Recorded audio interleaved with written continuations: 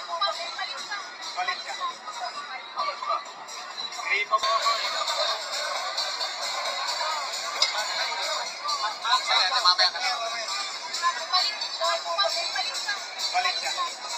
Balik ka. Gripo mo. Kailangan balik doon. At 2 kilos na. Magandang araw mga kaibigan.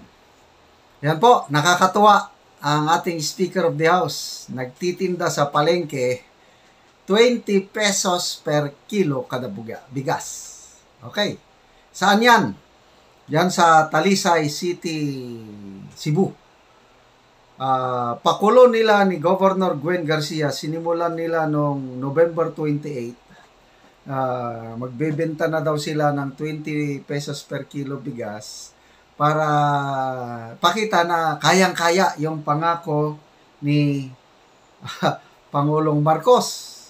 Kailang ito, kahapon, balita na sa radyo, DZBB, Super Radio sa Cebu, pinost ito ni Sasasot.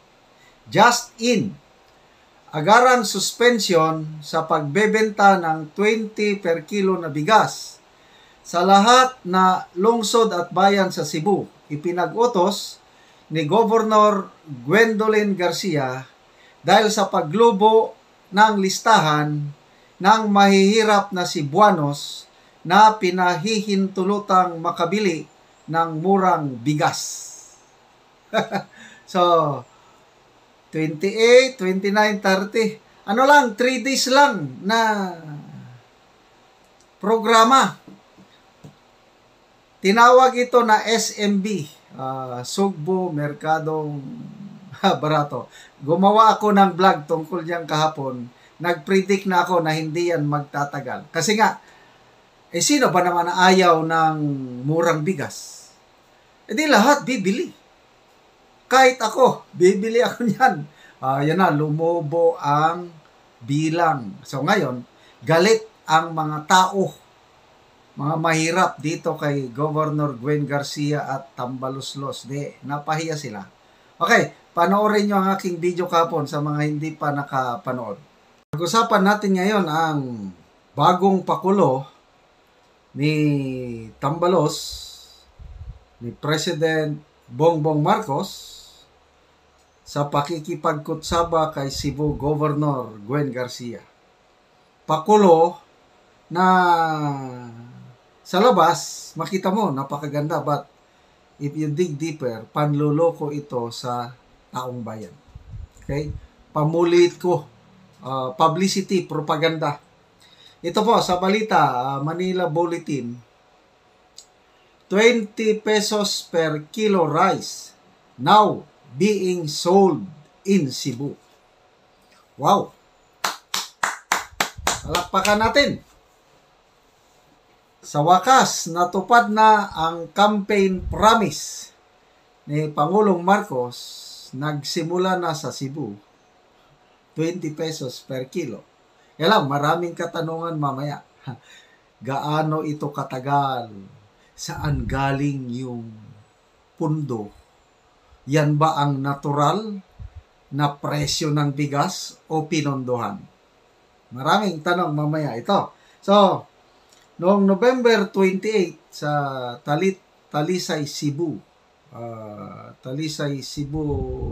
Talisay City Hall grounds, naglunsad po ang provincial government ng Cebu ng isang programa tinawag nila SMB, meaning Sugbo Merkadong Barato program, na kung saan bigas galing sa NFA ay binebenta ng 20 pesos per kilo. Ulitin ko. NFA rice. So kung NFA rice ay galing sa gobyerno ang pera niyan. Hindi po yan yung, kung maniwala po ako, kung dyan sa mga merkado sa Cebu, yung rice traders, nagbebenta na ng bigas na 20 pesos per kilo na without any government subsidy. Maniwala na tayo dyan.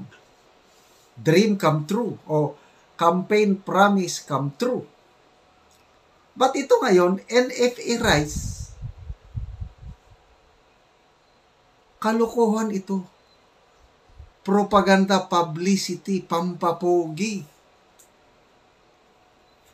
Okay, so natupad na daw ang pangako. Sabi ni Governor Garcia, sabi niya, this is all a collaborative effort, a synergy of several sectors that have only one goal in mind, and that is to help those that are in need the most. O, collaborative sectors. Sinong sectors? Bet? You mean to say the farmers? Or the rice traders? Nakipagtulungan para malugi sila?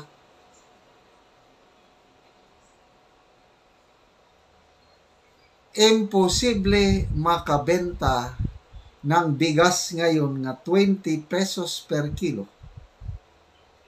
na walang pundo na gagamitin galing sa gobyerno. Ibig sabihin, peke itong presyo na ito.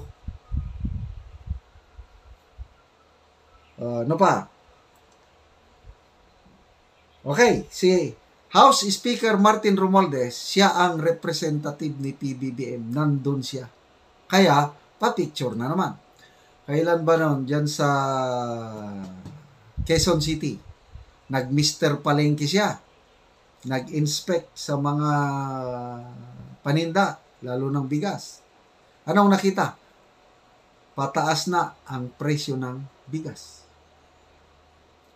So ito, sinundan. Another Mr. Palengke. So, ano ito? Sabi ni, let this be a challenge to all Cebuanos. You pride yourself in being recognized as the #1 province in the entire country and the richest province in the entire country. The provincial government is doing its best that it can to support the president that we cast out votes. It is incumbent upon us, upon each and every one of us to help our president, to help our national government. Yun po, ang dagdag na sabi ni Governor Gwen Garcia. In fairness, salamat po, Governor Gwen Garcia, sa initiative niyong ito. Kasi gumamit kayo ng pondo ng provincial government. Sinabi niya, richest province. Dahil mayamang probinsya, edi may pondo na bubunutin para ibili ng NFA rice para ibenta sa mga tao.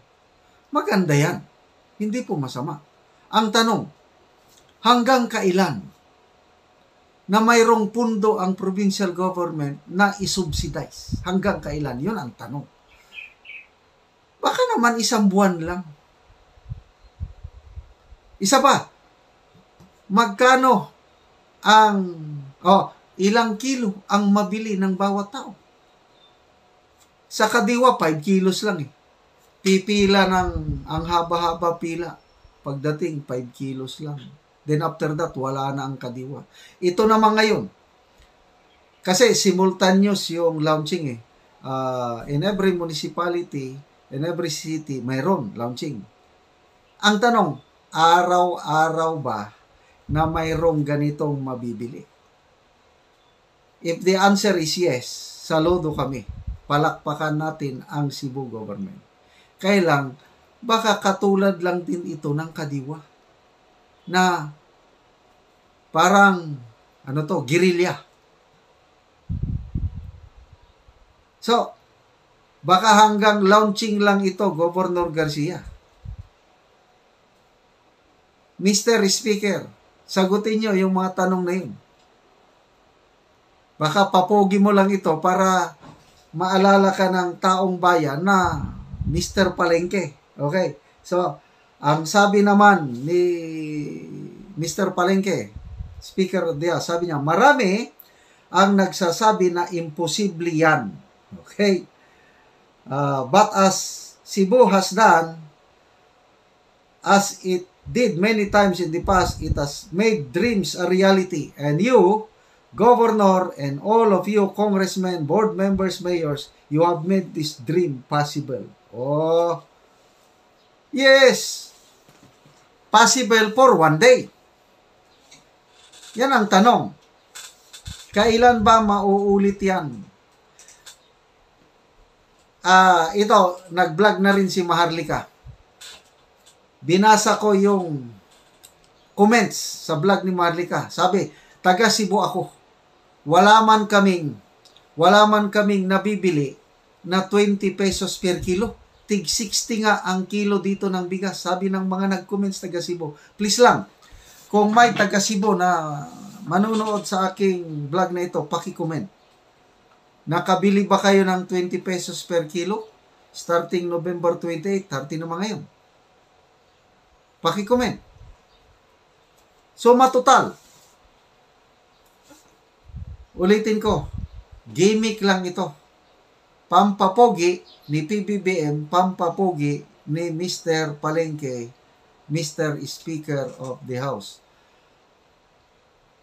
Hindi nyo na po maloloko ang taong bayan ngayon, Mr. Speaker, dahil sa social media na. Mabilis po na kumalat ang balita, tapos maraming mga vloggers na magre-react at malalaman natin kung hanggang kailan talaga. And I am very sure, parehas lang ito sa Kadiwa na ngayon meron, after that wala na. Pasulput-sulput lang. Hanggang kailan? Yun ang tanong. Yung pondo ng provincial government na masubsidize nila. Ang buying price na ngayon ng palay, kung sa NFA, 23 pesos. Oh, palay pa yun ha. Imil.